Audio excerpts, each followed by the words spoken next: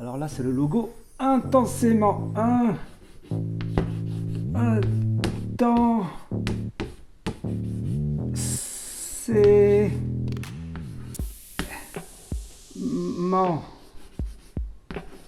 Hop, hop, hop.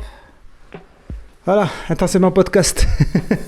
Welcome. Comme vous le savez peut-être, ce podcast est plutôt orienté adulte à haut potentiel intellectuel ou surdoué, ES et compagnie, et parle très peu des enfants surdoués et ES. Mais vous êtes nombreux et nombreuses cependant à vous intéresser à ce domaine et principalement, bien entendu, à l'éducation. Professeur O, lui, c'est son truc, c'est son sujet, c'est sa passion. Les élèves à haut potentiel, comme il les appelle, ou plutôt comme on les appelle dans l'éducation nationale. Et non seulement il en a fait son activité professionnelle, mais en plus, sa chaîne YouTube regorge d'informations précieuses et aussi rejoigne les préoccupations d'Intensément Podcast sur la désinformation, les idées fausses, stéréotypes et clichés néfastes, sur les HPI et tout ça. Ultra stylé, comme dirait le youtubeur préféré de mes enfants. Eh ben le mieux, c'était donc qu'on le rencontre. Bonne visionnade, bonne écoute pour celles qui écoutent sur le podcast, et voilà!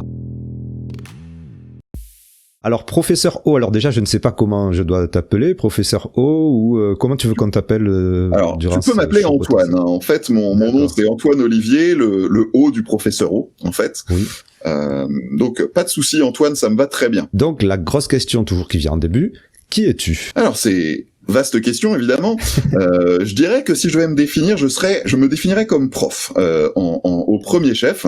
Je suis prof de lettres, lettres classiques même, donc j'ai enseigné le français, le latin et le grec, ce qui est extrêmement sexy, donc je le précise. Et puis, je me consacre aujourd'hui pleinement à la question du haut potentiel, c'est-à-dire que j'ai pris une dispo de l'éducation nationale, et je travaille sur 4 axes principalement. Donc je fais des vidéos de vulgarisation, c'est comme ça que c'est par ce biais qu'on se rend compte.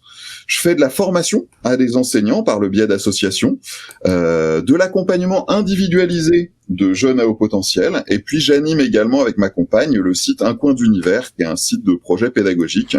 Et puis j'aime le thé, le voyage et les bouquins.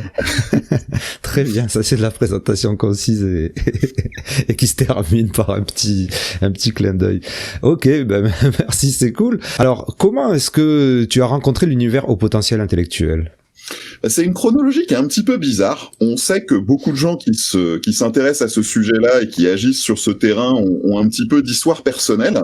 Dans mon cas, j'ai une scolarité qui n'était pas évidente, au moins à partir du collège-lycée. Et il se trouve que j'ai été testé à un moment au collège, en 4e, je crois, quand ça allait vraiment, vraiment pas. Et puis, il n'y a pas eu de suite particulière, c'est-à-dire que ça n'a pas changé grand-chose ni vis-à-vis de mon établissement. Tout ça, ça semblait un coup d'épée dans l'eau sur le coup. Et puis, j'ai oublié ce truc-là. Et en gros, à cause de mon amour pour les lettres et tout ça, je me suis orienté vers l'éducation nationale, qui m'avait tant fait souffrir. Et puis, c'est une problématique que j'ai complètement oubliée, mais quasiment refoulée en fait dans un coin. Si bien que j'ai commencé à bosser sans y penser du tout, sans l'intégrer à mon enseignement. Et puis j'ai découvert qu'il y avait quelques gamins avec lesquels ça cliquait encore un peu plus. Alors de mon côté, j'avais une espèce de sentiment de reconnaissance. Je me retrouvais un peu à leur âge sur des rédacs un peu foutraques, des choses comme ça. De leur côté, puis du côté de leurs parents, il y avait énormément de loyauté, une espèce de ah mince, un prof qui nous reconnaît, qui comprend comment on fonctionne, tout ça. Mais pareil, pendant plusieurs années, je l'ai pas conscientisé. Et puis, par vraiment coïncidence, mon chef d'établissement a frappé à ma porte de salle un jour en me disant, j'étais prof principal de 6e, en me disant, il y a une petite qu'on nous amène dans l'établissement qui a vraiment besoin d'un œil un peu spécial. Est-ce que vous voulez la prendre en charge? Je suis pas banco, bien sûr. C'était une gamine qui souffrait de phobie scolaire à un stade très important. Et en fait, en m'occupant d'elle, de son cas, je me suis intéressé au sujet. J'ai commencé à faire des recherches autonomes pour voir comment est-ce que je pouvais l'aider. Et puis, de fil en aiguille, je me suis retrouvé absorbé par le groupe ressources départementales en Eure-et-Loire à l'époque, et je me suis rendu compte que il y avait rien du tout sur la pédagogie, quoi. En gros, on était en besoin pour ces gamins-là de ressources. J'ai commencé à chercher. À ce moment-là, en fait, je suis devenu référent pour mon département, c'est-à-dire que je me suis déplacé dans tout un tas de bahuts, d'équipes éducatives, de réunions. Et malheureusement, je me suis rendu compte que l'éducation nationale en général, mais publique comme privée, était largement à côté de la plaque. Et ça m'a donné envie au bout d'un moment de me dire, ok, bon, est-ce qu'il n'y a pas moyen de faire quelque chose vraiment sur ce champ-là qui me semblait très déserté. Si je comprends bien, c'est à travers d'abord une personne qui était en souffrance, qui avait une phobie scolaire, tout à fait, que tu arrivais au potentiel intellectuel. Mais parce que la personne savait qu'elle était au potentiel intellectuel. En fait, ça faisait partie de son profil, mais ça fait partie des éléments qu'on m'avait donnés, mais c'était pas du tout mis en avant à l'époque. Et il se trouve que ce qui est amusant, mais pour moi, c'est un des points centraux. À mon avis, on va y revenir. C'est que là où le haut potentiel est pas du tout forcément source de souffrance, c'est quelque chose qu'il faut redire, rappeler sans problème. Néanmoins, on se rend compte que des outils pédagogiques adaptés en termes d'enrichissement, si tu gères l'ennui, si tu gères les problèmes de rythme, si tu gères les répétitions, si tu gères les enjeux de sociabilité, le fait que parfois ils se retrouvent dans la même classe que celle de gamins qui partagent pas forcément leur niveau de développement, leur centre d'intérêt, en jouant sur ces leviers-là, tu peux vraiment les aider. C'est comme ça qu'on avait récupéré la gamine, en fait. Il me semble, moi, que ce qu'on reproche à l'éducation nationale, enfin, du côté des milieux proches de l'esprit critique et scientifique, c'est justement de suite faire la liaison entre souffrance et au potentiel intellectuel. On est absolument d'accord. Et à vrai dire, c'est aussi tout le secret de mon trajet, c'est que je suis rentré là-dedans comme ça, c'est-à-dire limite avec une association... Mais alors malheureusement, on y reviendra par rapport à la chronologie du truc sur l'éducation nationale elle-même. On n'en est largement pas sorti. C'est-à-dire que il y a des collègues, des chefs d'établissement qui sont encore à se dire, voilà, on a un élève à haut potentiel, on va lui faire un PAP. PAP, rappelons-le, c'est un document qui est associé au handicap. Et il faut leur dire, mais non, écoutez, le haut potentiel, ce que je fais maintenant, le haut potentiel, c'est pas un trouble, c'est pas un handicap. Maintenant, le fait est que dans certains cas, c'est-à-dire que tous les jeunes à haut potentiel ne souffrent pas, il s'agit plutôt d'un avantage quand les choses se passent bien, et c'est marrant, je participais à un colloque hier et ils l'ont rappelé, en fait, ça se passe bien quand le jeune est correctement pris en charge. Mais dans des conditions compliquées, les caractéristiques liées au potentiel peuvent colorer un petit peu l'expérience scolaire, plus difficile. Mais bien sûr, il faut sortir de cette idée. Un jeune à haut potentiel, c'est un jeune qui a un problème et il faut le soigner, il faut le traiter. D'ailleurs, on parle encore de diagnostic. Tu es la première personne que j'invite dans ce podcast qui parle d'éducation et qui parle d'enfants, puisque ce podcast, à la base, est un podcast pour adultes. Et je te remercie parce qu'au final, j'ai reçu plein de demandes d'auditeuristes à l'époque, avant que ça devienne une chaîne YouTube, qui me disaient ça serait bien de parler d'éducation, ça serait bien de parler des enfants, de l'enseignement, de comment les élever. Et c'est vrai, j'arrivais pas à trouver la bonne personne à qui parler. Et je suis tombé sur ta chaîne. Il me semble, il y a certaines personnes à qui j'ai parlé, que j'ai interrogé et que j'ai vu, qui me disent qu'il y a des directives de l'éducation nationale qui parlent directement de ces liens négatifs. Est-ce que ça existe vraiment? Est-ce que ça existe toujours? Absolument. Si on fait un petit peu l'historique, le moment pénible que les collègues redoutent toujours en formation, et donc j'ai tendance à aller très vite, il y a un coup de sifflet de début de match en 2002 dans l'éducation nationale. C'est pas qu'on n'en parlait pas avant, mais c'est vraiment il y a un avant et un après, le rapport Delaubier, qui pose en fait la problématique sous cet angle-là. C'est-à-dire, on a des jeunes à haut potentiel qui devraient s'épanouir dans le système scolaire, mais qui sont en souffrance. Qu'est-ce qu'on peut faire pour cette souffrance-là? Il faut s'en occuper. À partir de là, donc ils ont été associés, y compris d'un point de vue administratif. C'est souvent les services ASH, c'est-à-dire qui sont chargés de l'adaptation de l'inclusion scolaire, qui s'occupent de ces jeunes-là. On a eu tout un tas de directives qui sont sorties exactement dans cette lignée-là, c'est-à-dire qu'en gros, on a des élèves à besoins éducatifs particuliers, le risque c'est l'échec scolaire, tout ça. Il y a eu une évolution sur le papier en 2019, bien sur le papier, l'article 321.4 du Code de l'éducation que j'ai gravé dans le marbre au-dessus de mon bureau évidemment, qui parle non seulement d'aider les jeunes en souffrance, mais également, et ça fait vraiment un changement de paradigme que je trouve hyper important, d'aider tous ces jeunes-là à atteindre leur potentiel, qu'ils soient en difficulté ou pas. Et ça, c'est hyper important. Parce que ça nous amène à une réflexion qui est, si jamais on change la structure de nos cours, si jamais on s'adresse à tous les gamins qui peuvent bénéficier d'accélération, d'enrichissement, de trucs comme ça, on va pouvoir toucher tout un tas de jeunes, premièrement, beaucoup plus, y compris ceux qui n'ont pas les moyens d'aller voir un psy pour se faire identifier. Et puis également, on accède à une forme de prévention, entre guillemets, c'est-à-dire qu'il y a des jeunes qui vont en profiter, qui vont être bien, et même ceux qui n'allaient pas mal, ils vont s'éclater encore plus, ils vont être d'autant plus contents de venir à l'école, et puis ceux qui auraient pu développer des difficultés, ils apparaîtront peut-être pas. Donc, effectivement, il y a un changement. Oui, c'est bien. Ça me fait penser à le spécialiste que j'ai interrogé au sujet du TDAH, qui me disait que les aménagements qui peuvent être faits aussi pour un enfant TDAH peuvent être faits pour tous les enfants, en fait. Exactement. Et pour toute la classe, et que ça serait bénéfique à tout le monde, en fait.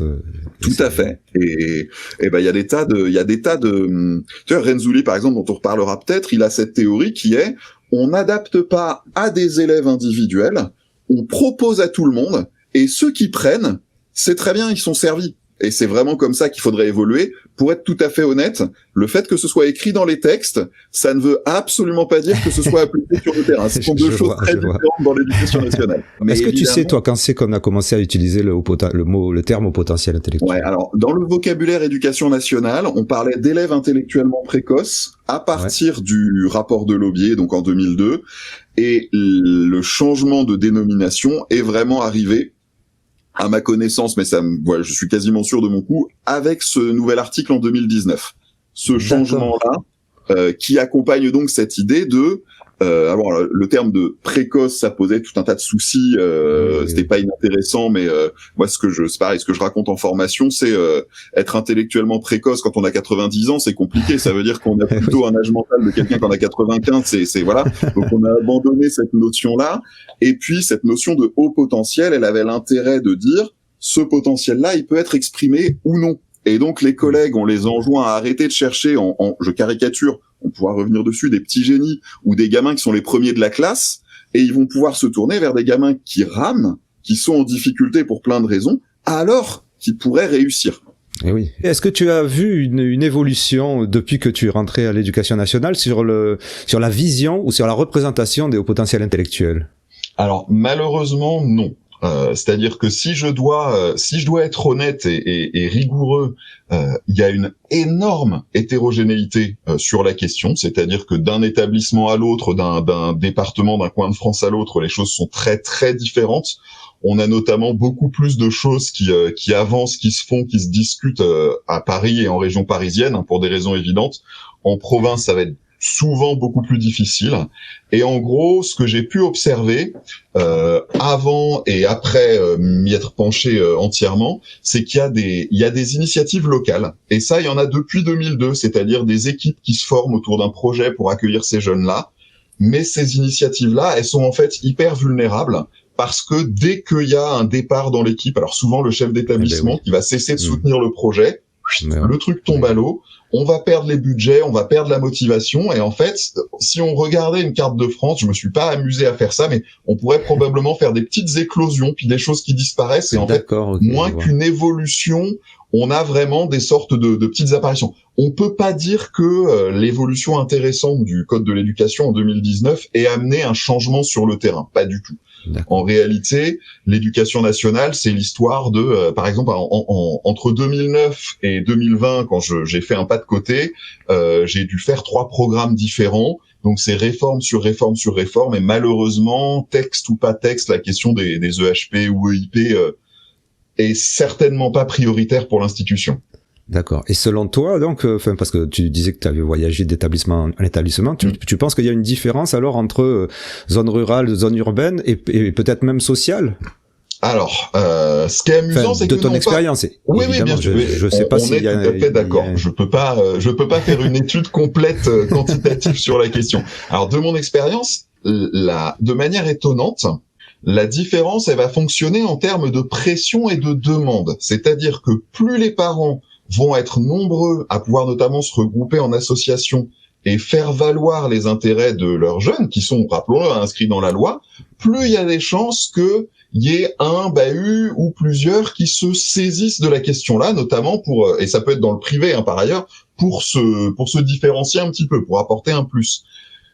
Ça veut pas dire, moi, l'établissement où j'ai enseigné pendant 10 ans, c'était un établissement qui n'était pas favorisé du tout, plutôt l'inverse. Mais ça peut aussi vouloir dire, c'était le cas pendant très longtemps, qu'on avait une équipe relativement jeune, relativement dynamique. Et donc, il s'est trouvé que dans mon établissement, on a construit quelque chose, mais c'est beaucoup une affaire d'individus. Un autre trait absolument classique, c'est on va avoir 1, 2, 3 collègues qui sont aussi des parents de jeunes à haut potentiel, donc qui sont sensibilisés au truc et qui se disent mince, on va professionnellement faire quelque chose pour nos élèves aussi. Quels sont les sujets les plus abordés dans l'éducation par les enseignants, d'abord, en matière de HPI? Alors, c'est quoi leurs questionnements en fait qui reviennent dans les salles de profs, dans les. Je veux pas donner l'impression que je suis extrêmement cynique. C'est vraiment le fruit d'une expérience douloureuse. Pour être très très cash, la plupart du temps, ils ne se posent pas de questions sur le haut potentiel. La majorité de mes collègues, c'est pas une problématique qui est dans leur radar du tout. Ce que je comprends. Hein. D'ailleurs, je comprends que ça soit pas, franchement, c'est juste parce que ce podcast est sur ce sujet-là que je me pose la question. Mais on est d'accord, et je m'investis là-dedans aussi, donc forcément, c'est une question qui m'intéresse. On va dire que déjà, si tu veux, si on a des collègues qui sont, et il y en a beaucoup, en difficulté pour assurer le service minimum dans leur classe, la question de prendre en charge les élèves avec des besoins un peu plus spécifiques, mais ça vaut pour le haut potentiel comme pour d'autres types de profils, c'est même pas la peine d'y penser. Et on va dire que même les collègues qui sont pertinents, qui sont actifs, qui veulent vraiment se donner à fond pour leurs élèves, il y a un vrai manque de formation fournie par l'institution. C'est-à-dire que il y a pas de programme qui permettrait d'intégrer ça, ni dans la formation initiale, ni dans la formation continue. C'est vraiment rarissime. Et donc à partir de là, pour répondre quand même à ta question, il y a peut-être 2 axes quand ça marche. C'est-à-dire, là, je parle pas des quelques projets super classe qui peuvent être menés ça et là, rarement. Les 2 axes principaux, ça va être, comme tu le suggérais tout à l'heure, la question de l'accélération, la question du saut de classe, qui est bien pratique et relativement pratiquée. Elle pourrait en fait l'être beaucoup plus, et j'avais fait une vidéo là-dessus, elle fait l'objet de beaucoup d'idées reçues et de blocages encore, mais on va dire que c'est un aménagement qui paraît simple pour les collègues. C'est bête à dire, mais ça leur demande pas de boulot supplémentaire. À la limite, si c'était bien fait, oui, mais la plupart du temps, on va passer l'élève d'un groupe à un autre, et si en faisant ça, on répond à ses besoins, c'est très bien, ça change pas grand-chose. Donc, la question du saut de classe va revenir.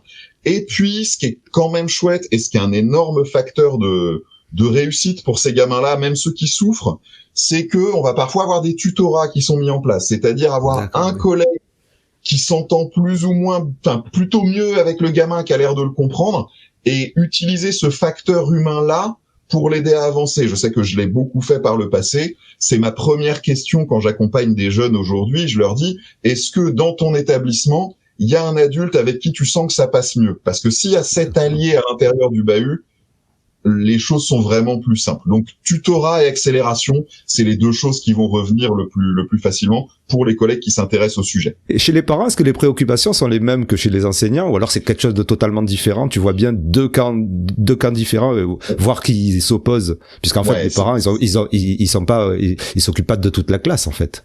Exactement. Alors ça, cette problématique-là que tu soulignes, elle est évidente. Et c'est aussi pour ça que, malgré, je peux être un petit peu acerbe par moment, je jette pas la pierre à mes collègues. À partir du moment où les conditions matérielles sont ce qu'elles sont, où les injonctions de programmes, de machin, de réformes tous les 2-3 ans, c'est, voilà, et les classes de 29-30, c'est-à-dire qu'on a des idéologues qui nous disent non, mais l'effectif par classe, ça change rien. En fait, quand on veut essayer de s'occuper de gamins individuels dans la classe, 20 ou 30, ça fait une différence quand même. Donc, oui, c'est clair. Cette pression-là, elle est nette, et effectivement, les parents, eux, ils vont avoir l'intérêt de leur gamin en tête, et c'est bien normal. Ce qu'il faut avoir en tête là-dessus, pour essayer de comprendre ce qui est parfois un peu de l'incommunicabilité entre les 2 camps, entre guillemets, même si tout le monde devrait bosser dans le même sens pour l'intérêt de l'élève, c'est que il y a une espèce de mythe assez tenace, et puis d'autant plus tenace que c'est parfois vrai, mais en fait très minoritairement, qui circule en salle des profs, qui est l'idée que le parent qui va parler du haut potentiel de son enfant ou amener le sujet sur la table,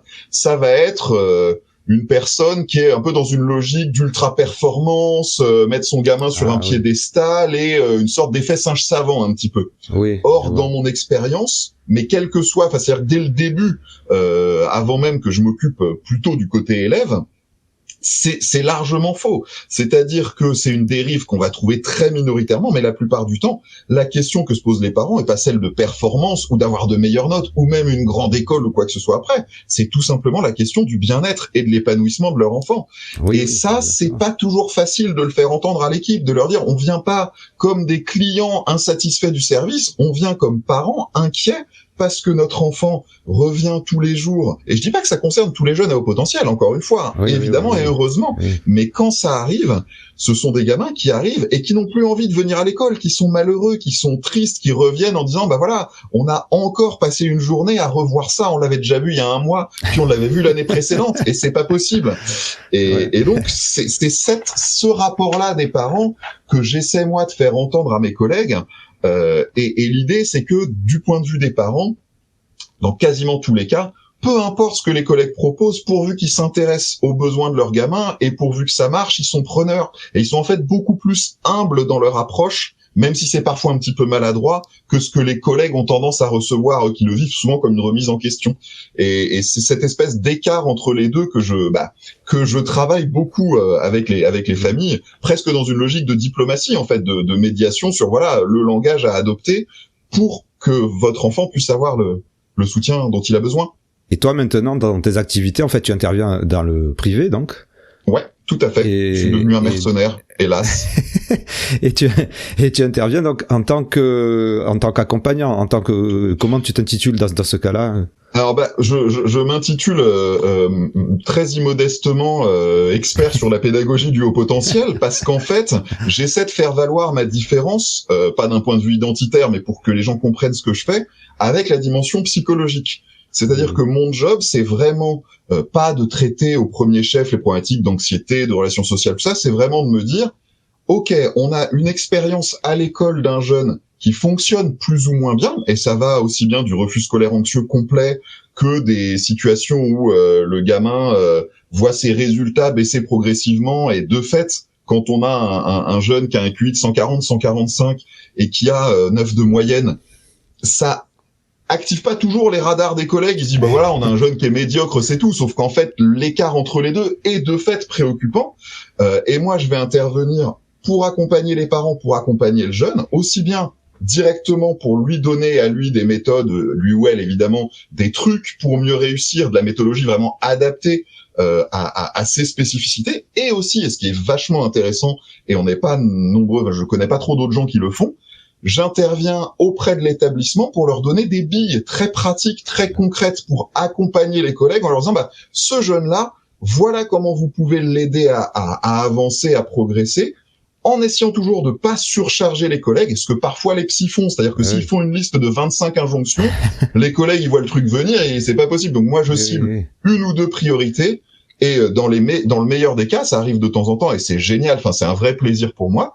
J'ai les collègues qui m'appellent et qui me disent ah bah c'est super. Est-ce que tu peux nous en dire un peu plus, machin, parce que j'ai envie de l'aider. Et là, on voit que bah c'est souvent pas un défaut de bonne volonté de la part des collègues, mais vraiment ils savent pas par quel bout prendre le problème. D'accord. Et c'est vraiment là que j'interviens. Je vois bien comment l'ergothérapeute de mon fils va intervenir avec sa maîtresse, par exemple. Mais là, est-ce que tu as, entre guillemets, le droit d'intervenir? N'importe qui peut avoir le droit? Comment ça se passe? En termes de droit, en termes légal, dans des démarches de ce type-là, les parents peuvent se faire accompagner par qui ils veulent. Après, j'ai aucune et pour le meilleur et pour le pire, d'ailleurs. Enfin, c'est un autre point qu'on pourrait aborder, évidemment. Oui. Mais de fait, j'interviens un petit peu. Je vais pas dire au bluff, ce serait mal dire, mais en gros, je suis légitimé à la fois par mon expérience et par mon CV. En gros, c'est-à-dire que ça rassure les collègues et les chefs d'établissement d'avoir quelqu'un qui connaît la boutique et qui connaît aussi les contraintes de la gestion de classe et par la pertinence de ce que je propose. Et à partir de là, pour l'anecdote, c'est assez rigolo parce qu'il y a quelques années, enfin il y a 2 ans, j'avais fait exactement ce dont on parlait là, un espèce de petit protocole suggéré. Évidemment, c'est pas des injonctions, j'ai aucun pouvoir hiérarchique sur qui que ce soit à une collègue qui était dans le premier degré et qui m'a appelé en disant ah bah c'est génial. Bon par contre il y a il y a mon inspecteur qui vient à la réunion demain. Si ça vous embête pas, je vais pas dire que ça vient de vous. Je vais faire comme si je l'avais inventé moi-même, comme ça. Et j'ai fait non mais moi je m'en fiche. J'ai pas de copyright. Tout ce qui peut aider le gamin, ça me suffit. Donc quand même, elle aurait pu porter un t-shirt professeur O pendant la réunion. Quel dommage. Mais non. Un mug. En gros, j'ai un peu créé un job parce que de l'intérieur, j'avais identifié un besoin, en fait, un manque dans le fonctionnement du truc. Et tu as déjà vécu des enfants qui avaient 145 et qui avaient 9 de moyenne. Je reviens sur ça. Ah oui. Ah non, mais et pire que ça. Mais comment c'est possible? En fait, je le rappelle à tous les coups, c'est bien. Certains trucs qu'il faut marteler, c'est pas du tout la norme. Enfin, je veux dire, c'est pas une évidence que 145 égale échec. C'est dit, c'est posé. Évidemment, c'est pas ça que je dis non plus. Mais pas non plus que 145 égale forcément des super notes, mais 9 de moyenne. En gros, il y a un mécanisme qui est assez classique, qui a été vachement étudié chez les anglo-saxons, qu'ils appellent l'underachievement, qui est en fait lié au fait que quand ils sont confrontés, quand pendant très longtemps, certains jeunes ne sont pas confrontés à la difficulté, ils savent pas la gérer quand elle arrive. J'avais un cas, pour le coup, quand j'étais encore avec ma casquette éducation nationale, d'un jeune qui avait été à l'aise jusqu'en terminale. Et entre alors, c'est aussi multifactoriel, hein, il y a aussi tout un tas de trucs, c'est-à-dire qu'il y a la difficulté qui augmente, et en fait, le gamin, il est passé de 12, 13, 14 passables, et en arrivant sur le niveau de difficulté SP, il s'est arraché et il était à 4 dans ses disciplines de spécialité. Et là, malheureusement, je me souviens de cette équipe éducative, c'était un des multiples éléments qui m'a amené à me dire je peux peut-être faire plus quand même. Les collègues m'avaient dit il est en décrochage complet sur ces 2 derniers mois, il y a le bac à la fin de l'année, qu'est-ce qu'on peut faire pour l'aider? Et en fait, je voulais pas leur répondre ça, mais j'aurais pu leur répondre, malheureusement, c'est il y a quelques années qu'il aurait fallu l'aider en lui donnant un challenge suffisant pour activer son potentiel. Après, il y a peut-être aussi Après, il y a peut-être aussi des paramètres comme des pathologies qui peuvent intervenir là-dedans. On est évidemment d'accord. J'aurais dû en parler, mais bien évidemment. Dans le cadre d'un tout, et je suppose que les parents et les équipes éducatives font aussi des efforts pour savoir pour aller dans ce sens-là aussi. C'est une généreuse supposition. Quand on parle des troubles associés au potentiel, effectivement, c'est indispensable de savoir. C'est d'ailleurs la situation pour laquelle je considère qu'effectivement des bilans psychométriques et tout ça sont absolument indispensables. Ce que j'essaie d'expliquer aux collègues, c'est mettez des choses en place dans vos cours, et en gros, les bilans psy sont intéressants, sont porteurs d'informations, mais si un gamin qui va bien, c'est pas la peine d'aller le faire tester par curiosité à la limite.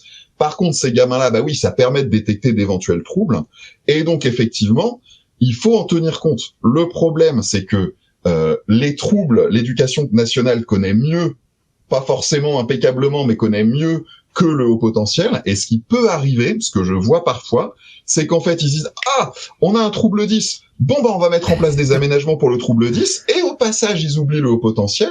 Et ça veut dire que les gamins, ils vont se retrouver avec des exercices raccourcis, des trucs simplifiés, parce qu'ils sont 10, ce qui est très...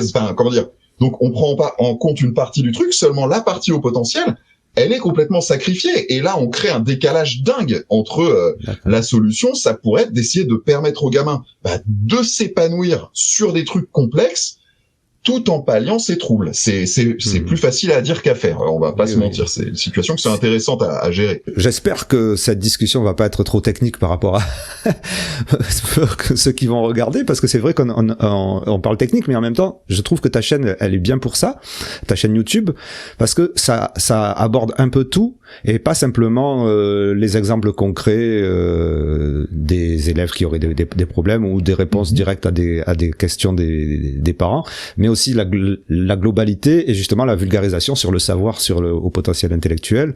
Ce qui m'interpelle par rapport aux vidéos que je regardais de toi, et ça revient souvent chez les spécialistes des enfants et de l'éducation des hauts potentiels intellectuels, cette histoire d'ennui. Et effectivement d'épanouissement. Alors moi il se trouve que c'est peut-être mon éducation à moi et ma personnalité à moi, tout ça, je me suis jamais ennuyé de ma vie. et je sais pas si je recherchais un quelconque épanouissement dans l'éducation en fait. Cette question d'ennui, elle revient souvent Et il faut être clair, l'ennui, ça peut refléter plein de choses dans l'éducation. Il n'y a pas un ennui, et c'est pareil, ce que j'explique souvent, pour éviter la confusion, c'est pas le petit ennui trivial de je décroche pendant 1 minute, ça arrive à tout le monde, Oui. c'est pas du tout problématique. Selon les jeunes, selon comment ils fonctionnent, leur profil, leur intensité dans tel ou tel domaine. Alors Dabrowski parlerait d'hyperstimulabilité ou de surexcitabilité, comme je les ai appelés. Il peut y avoir, à force de répétition, à force de retour encore, et pour le coup, c'est peut-être une différence entre ton époque et l'époque actuelle. C'est que malheureusement, je vais faire de la sociologie de l'éducation un peu à deux balles. Et là, je fais un peu parce que j'ai pas des chiffres à l'appui que je pourrais te sortir, mais en gros, on a une pression politique à peu près constante depuis 20-30 ans pour minimiser les écarts, les difficultés. Et on voit bien la différence entre les résultats du bac d'un côté qui sont de plus en plus importants, les résultats du brevet aussi d'un côté, et les classements PISA dès qu'on essaie de mesurer les choses de manière un petit peu internationale et cet écart-là, il a du sens et il se traduit directement pour les gamins. Parce que ça veut dire que progressivement, au fil des années, ça veut pas dire que tout est pourri et que c'était mieux avant, c'est jamais mon propos. Mais progressivement, au fil des années, on va avoir eu tendance à baisser le plafond de difficulté. En baissant le plafond, on baisse le challenge. Et y compris au retour du Covid, il y a un truc. Je suis parent aussi et ma petite est encore en primaire. Quand la directrice nous a dit là retour de Covid, on nous a dit vraiment nous concentrer sur les bases. Hein. Il faut consolider les bases, l'apprendre à lire, le machin. Et en fait, le problème, c'est que quand les bases sont maîtrisées, effectivement, on peut. Alors moi, c'est bien. Au départ, ma fille elle revenait avec tout un tas de coloriage parce que elle avait le droit de colorer. Mais à un moment donné, on a les gamins, ils le supportent plus. Au bout d'un moment, il y a un truc magnifique qui s'appelle la progression spiralaire où on voit une notion une année, puis on la revoit, puis on la revoit, puis on la revoit. Et moi, je sais que par rapport à mon tempérament, déjà quand j'étais dans une réunion professionnelle où on me réexpliquait un truc qu'on m'expliquait tous les ans, j'avais envie de lancer des boulettes sur mes camarades. Je le faisais pas, évidemment, mais en tant qu'élève, je comprends tout à fait que jour après jour, ça puisse être compliqué. Et ce qui est marrant dans tout ça, c'est que c'est quelque chose qui nous questionne en France, parce qu'on a une vision qui est quand même assez traditionnaliste, verticale et tout. Dans tout un tas de pays, ça paraît évident qu'on ne donne pas la même chose à tout le monde.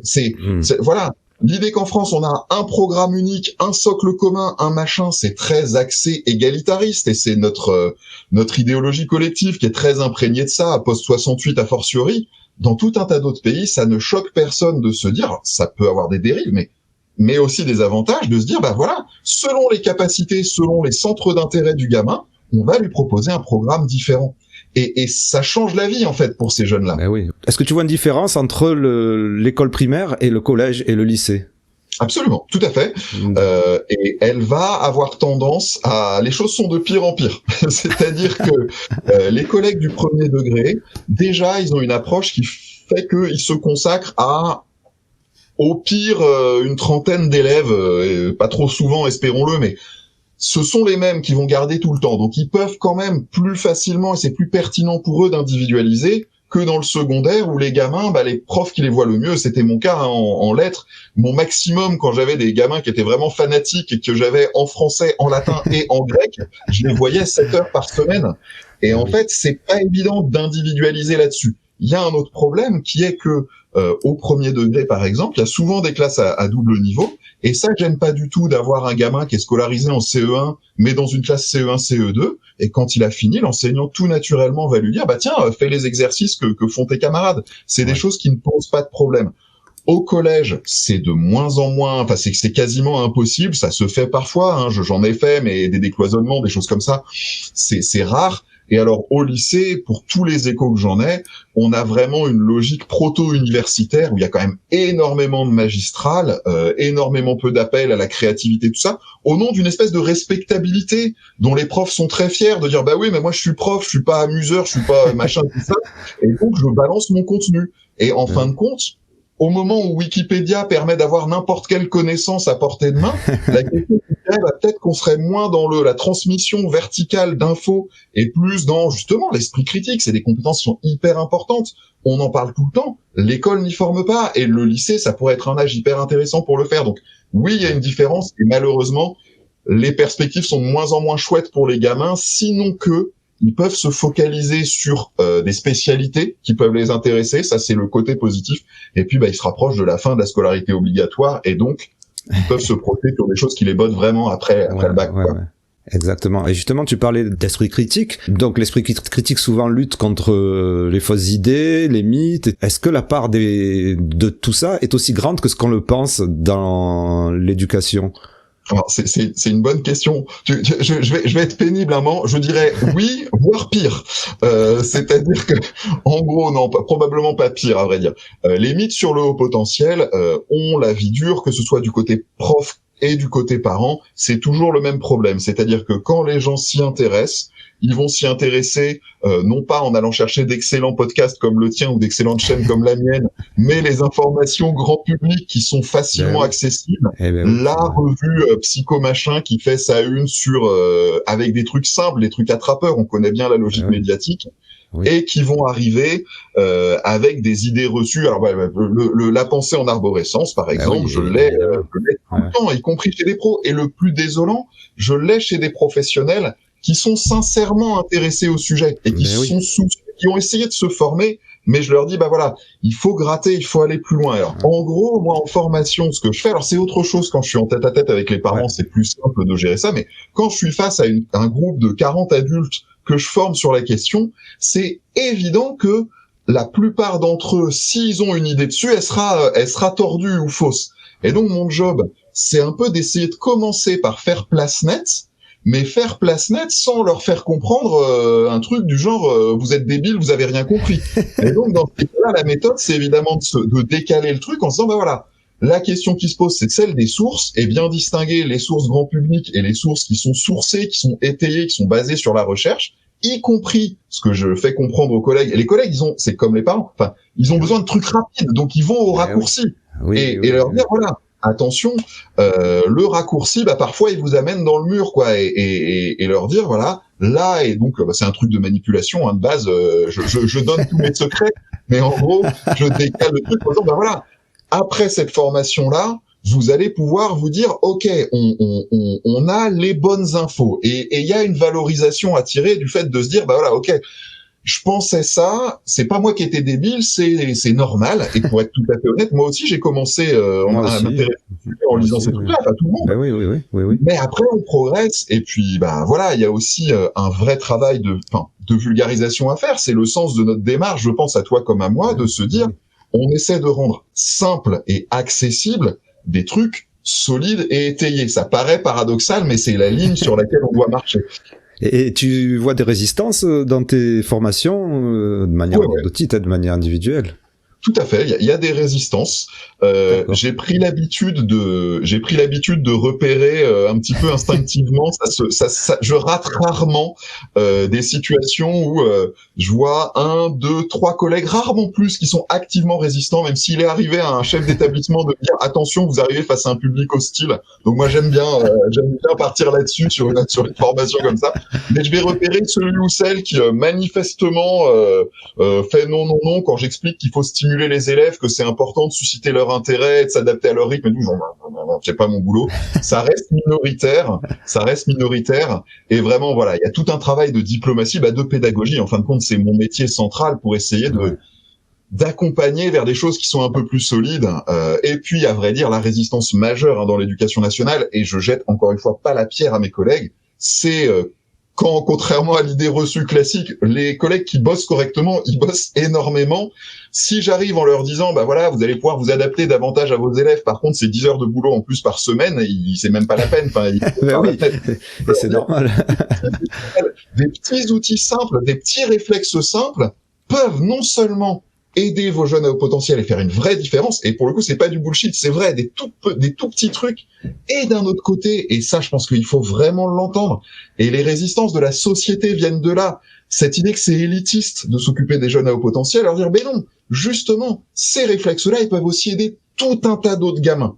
Pas tous, et c'est pas grave. Il y a des gamins qui n'ont pas besoin d'enrichissement. Il y a des gamins qui ont besoin de temps pour...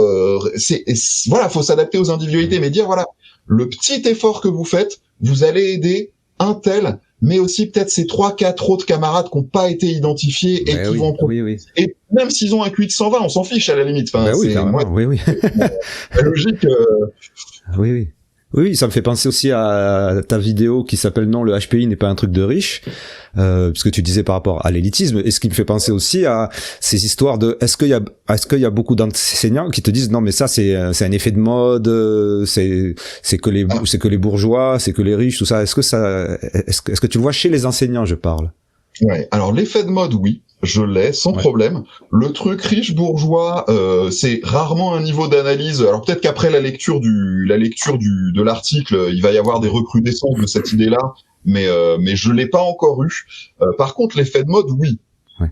Est-ce qu'il existe cet effet de mode par rapport à ce que tu as vécu toi depuis le temps Alors c'est en toute rigueur, je peux pas dire que j'ai les données pour quantifier ces éléments-là. Non, d'accord, mais bon. Maintenant, dans mon expérience, ce que j'ai pu voir, c'est que quand on garde à l'esprit que le rapport de Laubier, qui a vraiment lancé le truc, il a 20 ans maintenant, et que donc on en parle dans l'éducation nationale depuis 20 ans. Alors, plus ou moins, mais ça revient.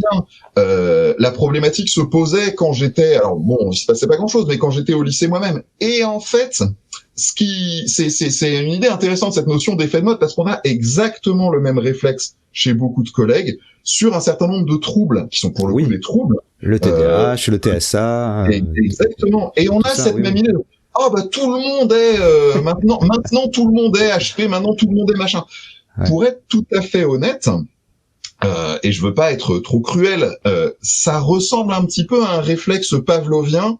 Dès qu'on a une injonction qui consiste à dire va peut-être falloir arrêter de voir votre classe comme un tout organique et vous poser la question des besoins des individus, l'effet de mode, ça va revenir, mais en fait, je pense qu'il y a des collègues qui parlent du haut potentiel comme un effet de mode depuis 10 ans et pour lesquels c'est pas une contradiction dans les termes. Donc, je vois pas. Alors oui, il y a la série HPI par exemple, il y a des effets de médiatisation que je vois plutôt en fait cycliques que comme une augmentation graduelle qui culminerait aujourd'hui. D'accord, je vois ce que tu veux dire. Mon analyse personnelle. Ouais. Mais alors, je dois quand même vivre dans un endroit assez spécial de la France parce que je suis là en zone rurale. Et franchement, je vois ni d'effet de mode, ni d'enseignants qui s'adaptent pas aux classes, enfin, en tout cas, je parle à l'école primaire de mes enfants. Hein, Alors, il y a le biais classique que les psychologues cliniciens ont tout le temps et que j'ai évidemment aussi aujourd'hui, que ça a été avec ma casquette de référent départemental ou aujourd'hui a fortiori en tant que professeur je suis appelé par des jeunes qui sont en difficulté. Et donc, je vois des choses catastrophiques. Je sais qu'elles existent. Encore une fois, il faut pas les généraliser. Et de fait, mais je sais que ça existe, c'est vrai, hein, c'est vrai. J'ai pas de parents qui m'appellent pour me dire, écoutez, on n'a pas besoin de vos services, c'est génial dans mon école. C'est clair. Mais en revanche, par contre, j'ai le contact avec plusieurs collègues. L'établissement que j'ai quitté, j'ai pas perdu tous les liens. Et de fait, les collègues avec lesquels j'ai bossé, c'est-à-dire je pilotais un peu les choses quand j'y étais, mais ils ont gardé des projets, des approches qu'on a faites. Les gamins sont ravis et heureusement c'est le cas dans plein de bahuts. Ça devrait pas être aléatoire, ça devrait pas être un coup de pile ou face, malheureusement quoi.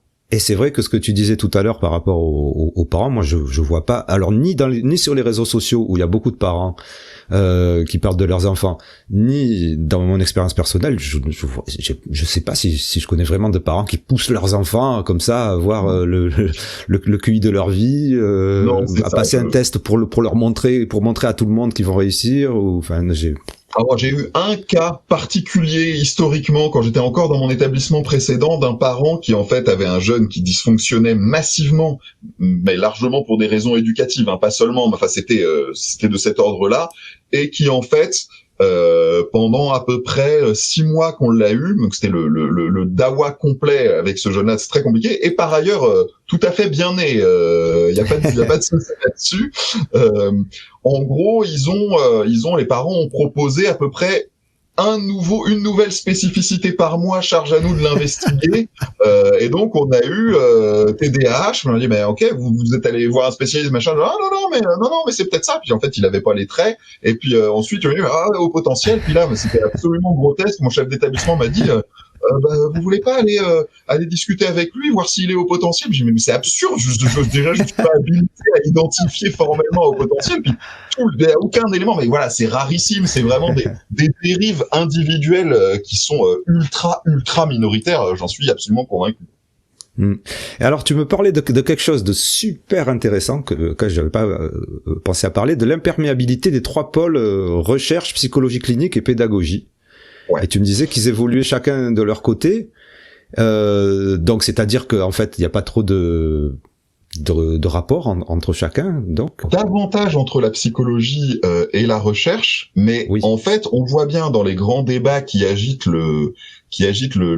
les communautés qui parlent du haut potentiel déjà à un certain niveau, au-delà l'écart entre d'un côté une psychologie clinique qui est beaucoup centrée sur des remontées individuelles de cas dans leur population consultante, c'est-à-dire des cas atypiques par définition et qui vont donc plus ou moins intelligemment véhiculer des problèmes, des situations problématiques d'un côté, et d'autre côté une recherche qui va beaucoup bosser à essayer de créer des modèles, travailler sur du quantitatif, donc avec des larges échantillons, essayer de faire ces choses-là. Et moi c'est très intéressant parce qu'en fin de compte, et je peux pas le leur demander, le colloque auquel j'ai assisté hier, qui était super intéressant, il y avait une partie recherche, une partie clinique.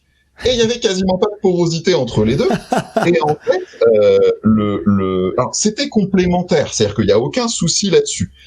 Le problème, c'est que il y a absolument rien de tout ça qui filtre jusqu'au moment où finalement, jusqu'à là où ça pourrait avoir un impact sur le terrain, sur l'essentiel de la vie des élèves. C'est-à-dire qu'en gros, si on est d'accord, et pour le coup, la recherche et les psychologues cliniciens sont plutôt d'accord là-dessus, sur l'idée que le haut potentiel intellectuel, c'est pas fondamentalement une affaire d'émotion, c'est pas fondamentalement une affaire de difficultés relationnelles X ou Y ou familiales, mais c'est une affaire de cognition. Quand on y réfléchit, c'est assez paradoxal que la pédagogie, que l'enseignement soit pas au cœur, voire au front de cette réflexion-là, de se dire, ok, qu'est-ce que nous on fait concrètement avec ces gamins? Parce que les gamins, sur leur vie quotidienne, ils passent un temps fou à l'école, et l'école ne réfléchit pas en ces termes-là. Et il y a une vraie difficulté là-dessus. C'est vraiment là où j'essaie de faire avancer les choses, et je sais que ça va prendre du temps. Quand on y réfléchit, j'utilise souvent l'analogie de la médecine. Finalement, l'objet des recherches en médecine, c'est de produire des résultats qui vont pouvoir soigner des patients et se retrouver dans les cabinets des médecins de ville. On n'a pas du tout ça sur le haut potentiel, en fait. Mais c'est quand même hallucinant parce qu'il y a quand même j'allais dire des philosophes, des psychologues scolaires c'est eux qui viennent passer les tests justement ou faire un bilan aux enfants, et il n'y a pas de porosité. Bon, d'abord, faudrait-il qu'ils aient les bonnes informations aussi. Il faudrait qu'ils aient les bonnes informations aussi, qu'ils aient la bonne formation, c'est ça. Il faudrait qu'ils aient le temps aussi, c'est-à-dire qu'il faut bien voir que la psychologie scolaire, elle se voit également confier la problématique de l'orientation, notamment dans le secondaire, et qu'en fin de compte, moi, c'était très net que quand je demandais à des collègues psy-EN, et je bossais de près avec eux quand j'étais référent. Ok, est-ce qu'il y a moyen de nous faire tester ce jeune-là? Parce que sur ce jeune-là, j'ai des doutes, il est en souffrance, je voudrais savoir si c'est ça ou autre chose. On me répondait, mais y compris des gamins au bord du décrochage, on me répondait, ah ouais, ce serait intéressant. On était en mars, mais là, je vais devoir faire les entretiens individuels pour les orientations, donc éventuellement fin juin, il y a peut-être moyen que je décroche un créneau, quoi. Et donc, ça c'est compliqué. C'est compliqué, et malheureusement aussi, il faut bien voir que les psys scolaires, il y a forcément des exceptions, et c'est très chouette. Ils sont rarement considérés comme partie intégrante de l'équipe pédagogique. Ils sont à part dans un bureau à part, et c'est terrible parce qu'il y a aussi un truc de chapelle de la part des profs. Hein. Je suis pas du tout à dire qu'est-ce qu'ils font les chercheurs et les psychologues, ils viennent pas nous voir. C'est aussi de la part des collègues. Et cette question du test et du bilan dont tu parles, pour moi, elle est essentielle. On a reparlé de ce fameux débat sur non, le haut potentiel n'est pas un truc de riche. Mais malheureusement, et c'est aussi un truc sur lequel on revient souvent, l'idée que le fameux seuil de 130, c'est un seuil conventionnel, c'est un seuil arbitraire. En fait, il y a une intelligence continue. De fait, c'est un seuil et c'est une définition. C'est pareil au colloque, quasiment tous l'ont dit. Oui, on a pris la définition minimaliste du QI supérieur à 130, sachant qu'il y a tout un tas de modèles qui incluent la motivation, la créativité, et qui sont pas des modèles en carton pour le coup, qui sont aussi des modèles étayés. Et le problème, c'est que sur le terrain pour les profs, si on a une définition qui s'arrête au QI, nous en tant que profs, on n'est pas vraiment armés pour prendre ça en charge. Et ça veut dire que il nous faut un gamin qui soit testé ou bien par un psy scolaire, c'est difficile, ou bien par un psy en libéral, pour commencer à se saisir du truc. Moi, ce que je recommande aux collègues, et c'est marrant parce que les psys scolaires dans mon département m'avaient complètement soutenu dans cette démarche en disant « Ah mais oui, s'il vous plaît, transmettez ce message-là », c'est de dire « Vous voyez un gamin qui a l'air d'avoir des besoins particuliers, un profil, un centre d'intérêt, une curiosité, fournissez-lui des choses, proposez-lui des trucs, si ça va pas, et seulement si ça va pas, aiguillez-le chez le psy, en fait. Et il faudrait inverser le truc pour que la psychologie puisse jouer un rôle support et pas une sorte de rôle de gardien du temple, parce que ça nous bloque en tant que pédagogue. Je vois, mais c'est étonnant parce que je pensais absolument pas à ça. Mais est-ce que les profs ont vraiment cette conscience du seuil de 130, je veux dire, pardon? Alors, les profs. Est-ce que quand tu rencontres les profs, tu leur dis HPI, ils te disent ah bah ouais, seuil de 130. Non, encore une fois, la plupart des profs, je ne sais pas, j'ai pas fait d'enquête massive, mais seuil de 130, 2,3%. Ce serait intéressant. Ceux qui parlent du seuil de 130, c'est les profs qui sont déjà un peu plongés dedans. La plupart, ils vont rester sur, moi j'ai des remarques encore tout le temps, ah bah non, il est pas au potentiel, c'est pas un génie, il sait pas résoudre d'équations différentielles à 8 ans, je caricature, mais on est sur ce niveau-là. Voilà. Et donc, malheureusement, le truc du seuil de 130, alors, je vais pas citer de nom, d'accord? Et je vais passer en mode... dommage. Le name dropping, c'est toujours bien pour le buzz. Semi-complotiste, tu vois, c'est sympa. En gros, pour le coup, pas de la part de profs, mais de la part de personnes qui étaient un peu plus haut dans la hiérarchie éducation nationale et avec lesquelles j'ai eu l'occasion de bosser, j'ai eu des remarques du type ah non, mais c'est hyper important qu'on garde ce seuil-là avec bilan, avec machin, avec tampon, parce que sinon, si on a une vision plus ouverte, on va être saturé de demandes et on pourra pas traiter. Donc pour certains, c'est clair. Alors, je dis pas que c'est de la mauvaise volonté, c'est aussi pour éviter d'être débordé, de plus rien pouvoir. Oui. Mais en gros, il y a bien cette idée que c'est peut-être bien pratique d'avoir une sorte d'effet d'entonnoir et de n'avoir qu'une partie du public concerné qui goûte. Mais moi, très nettement, dans le bahut où j'exerçais, il y avait tout un tas de parents, ils étaient absolument incapables de faire passer un bilan psy en libéral. Et donc, le truc, c'était, j'allais récupérer les gamins, je leur proposais des trucs, je les intégrais à mon groupe qui n'était pas appelé un groupe au potentiel, justement, je l'appelais le groupe des experts à l'époque. Je leur proposais des activités, des machins, des trucs, et puis, il s'éclatait là-dedans et je me disais voilà, j'ai pas besoin de. Mais tu veux dire que ces enfants étaient en difficulté ou pas? Parce que si c'était en difficulté, pourquoi est-ce qu'on leur proposait pas, même s'il y avait des délais, le psychologue ou la psychologue scolaire? Alors ça dépend.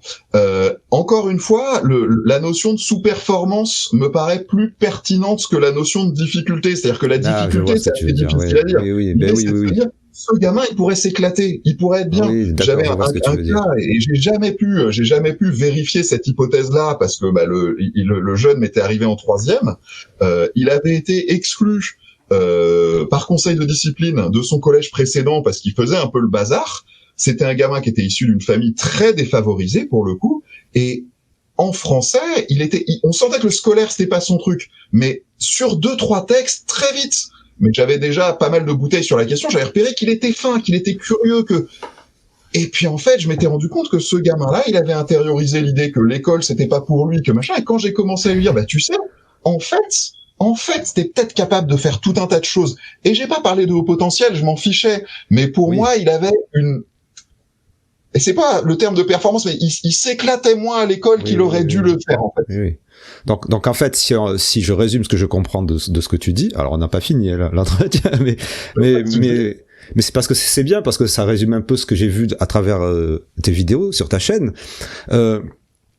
Donc tu es tu es comme moi en phase sur le fait qu'il y a une définition scientifique, un consensus scientifique sur l'identification du HPI, mais qu'évidemment, étant donné que c'est un seuil arbitraire et que l'intelligence étant un continuum, il y a certains qui proposent que l'identification HPI le soit à partir du moment où la psychologue a dit que l'enfant était HPI, par exemple.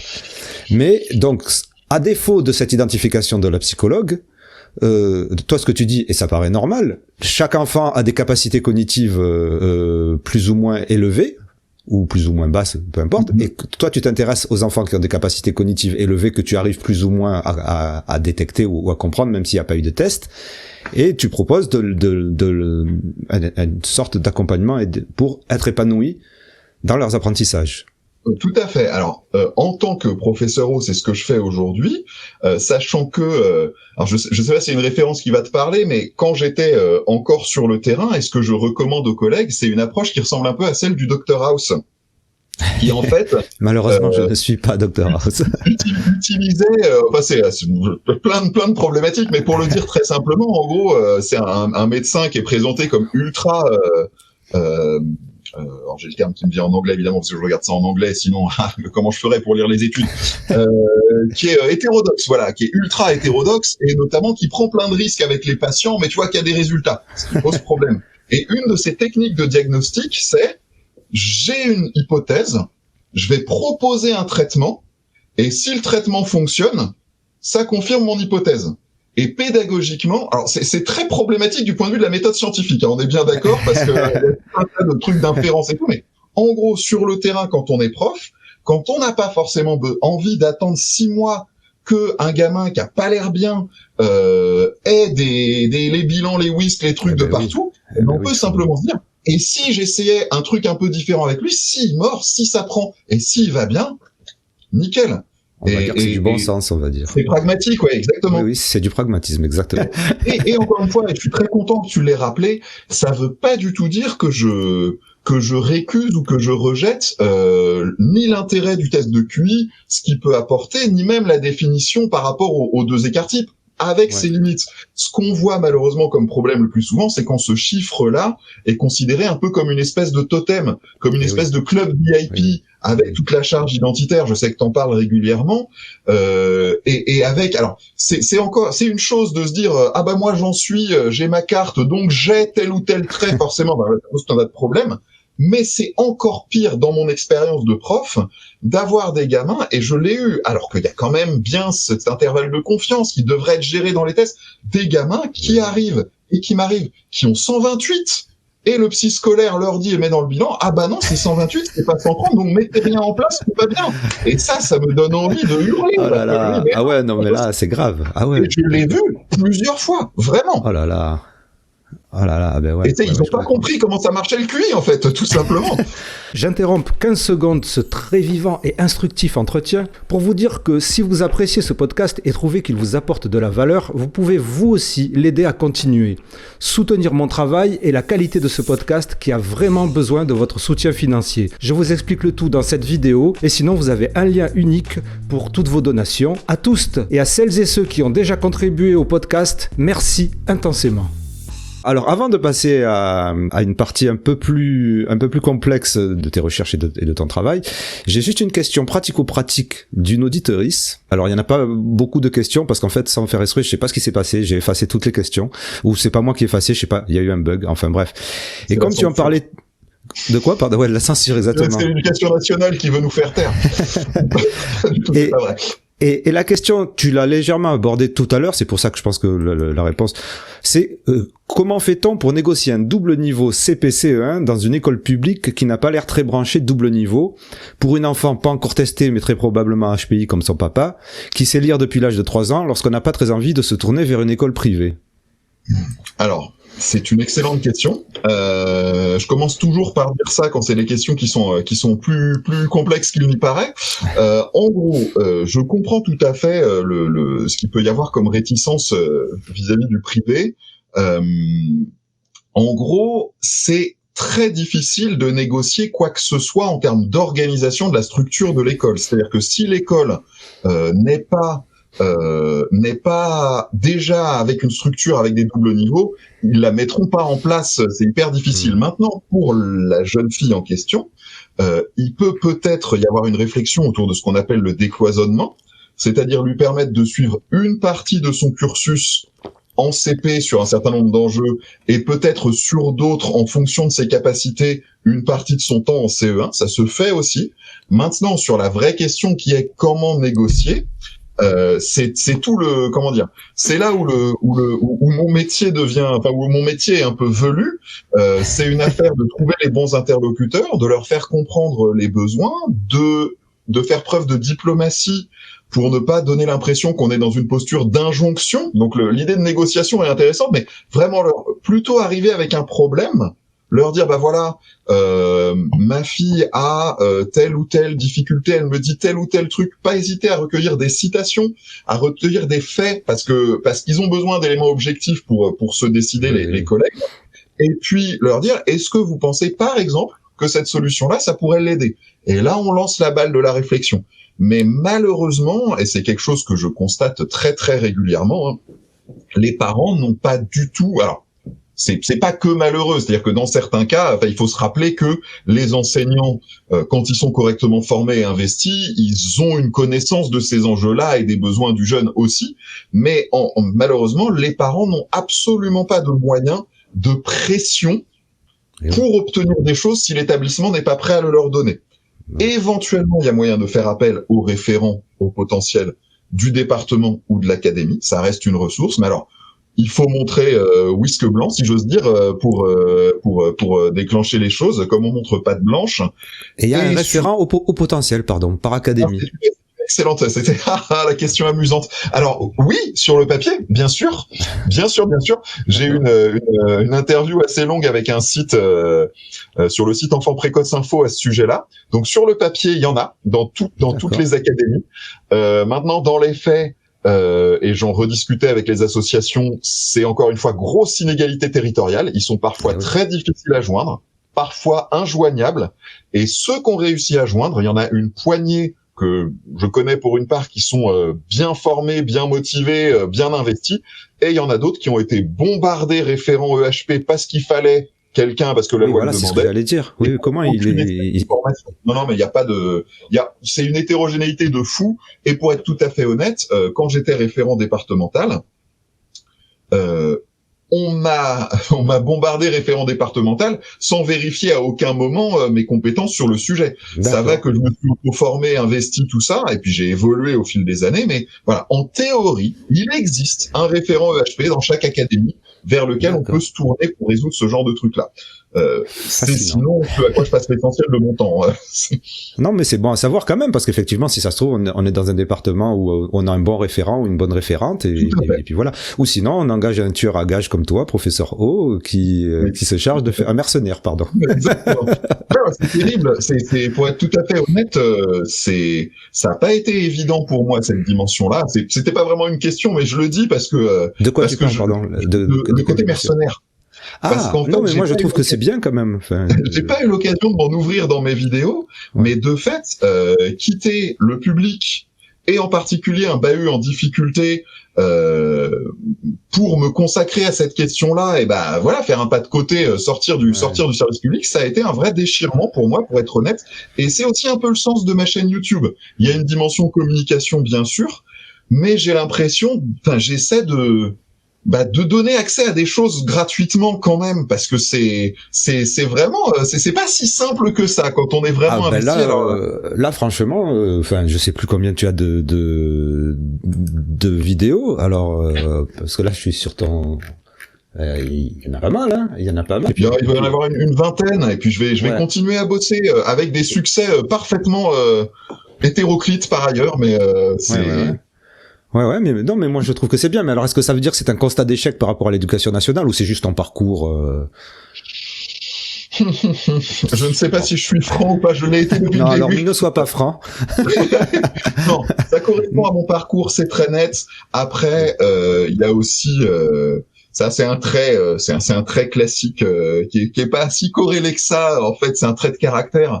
qui fait que alors sans parler de sentiment d'injustice, qui fait que j'ai un vrai problème avec l'inertie et avec la logique du verre à moitié plein et avec la logique du ah bah oui, ça marche pas, mais bon, on essaye. Et j'ai eu beaucoup ça comme discours quand j'étais référent au potentiel. En gros, je me déplaçais 1 heure, puis je disais, mais il faudrait que je fasse un suivi plus long que ça. Il faudrait que j'ai le temps pour le faire, les moyens pour le faire. Et puis on me disait, non mais c'est pas grave, vous êtes déplacé. Au moins, on peut dire qu'il y a ça me rendait fou, quoi. Donc c'est un peu ça. Constat d'échec dans l'ensemble, je ne sais pas.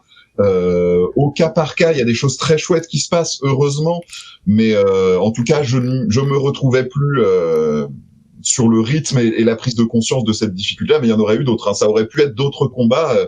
J'en ai quelques-uns dans ma besace, mais voilà. Je me suis dit que là, il y avait vraiment un manque, en tout cas. Ouais.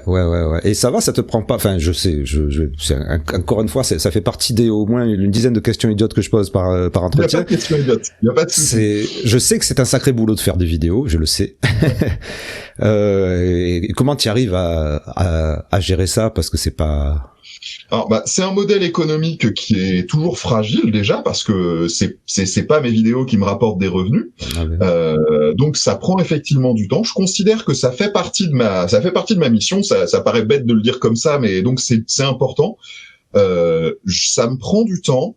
Pour une part, je vais me lancer sur un sujet qui me paraît pertinent. Là, techniquement, j'étais sur le refus scolaire anxieux parce qu'il y a plusieurs gamins que j'ai accompagnés qui m'ont vraiment donné envie de me dire, OK, faut y aller.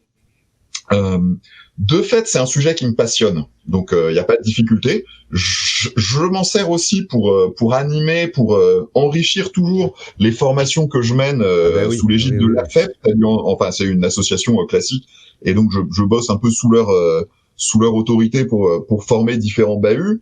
Donc, c'est les choses que je recycle. C'est, à terme, peut-être envisager un moyen de... C'est pas évident. Ça me passionne, c'est pas évident, ça prend du temps. Et moi, je vois bien, enfin, alors j'avais pas prévu de te poser toutes ces questions-là.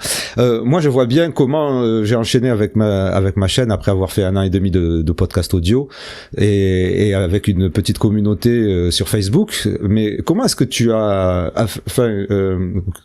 combien de temps ça t'a pris pour être, on va dire, plus ou moins connu? Parce que là, t'as quand même 841 abonnés. La première vidéo, tu l'as postée et puis ça a pris combien de temps avant que... Ça a pris... alors faudrait revenir, je l'ai pas en tête, ça a été très organique, vraiment, c'est-à-dire au début, j'avais les gens qui me connaissaient, les collègues, les amis, tout ça. J'avais cette idée en fait au départ que je visais pas une sorte de succès, je me fixais pas un objectif en termes d'abonnés, tout ça, je savais, c'est un truc qui est déchirant, mais je savais que j'aurais moins de visibilité que si je faisais des vignettes de 5 minutes grossières et pleines de contre-vérités et machin. C'est le jeu. C'était clair pour moi. Je me suis dit, voilà, à partir du moment où sur une vidéo, j'ai ne serait-ce qu'un parent, qu'un gamin qui va mieux et qui se dit, ah bah ok, c'est ça, pour moi, c'était suffisant. Et donc, ça a mis du temps. Il y a des montées, en fait, progressives, hein. C'est un peu comme la marée. J'ai quelques vidéos qui ont très bien marché. Le saut a eu lieu, enfin, qui ont très bien marché relativement à mon expérience, évidemment. Hein, sur le saut de classe, ça a bien fonctionné et ça m'a fait un peu passer au-dessus du radar. Identifier le haut potentiel régulièrement, j'ai ces éléments-là. Et puis la question, c'est marrant, je l'avais pas du tout envisagé comme ça. C'est ma compagne qui m'a dit, il y a vraiment des trucs à dire là-dessus. Ma question sur le haut potentiel des filles et des garçons a été super intéressant. Les gens sont reconnus dedans et c'est toujours ça. Et c'est vraiment les choses où j'essaie d'illustrer ma méthode, c'est-à-dire que je parle du terrain et je m'appuie sur des recherches qui sont pas forcément accessibles en France. Et ça parle aux gens. Et les gens se disent, mince, mais c'est lumineux, en fait. Mais quand même, enfin, je veux dire, c'est odieux que ta vidéo la plus regardée fasse 3000 vues, et quand on pense aux centaines de milliers de vues de vidéos qui disent n'importe quoi, enfin, c'est horrible. Voilà, je sais pas quoi dire.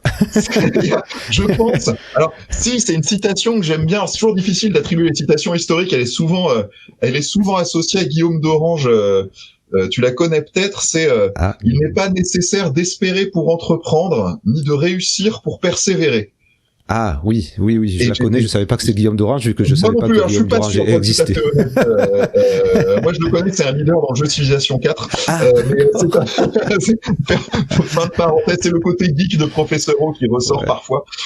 Mais en gros, voilà, tant que j'ai l'impression que je peux aider des gens, je continuerai. C'est aussi simple que ça. Alors avec un rythme plus ou moins important.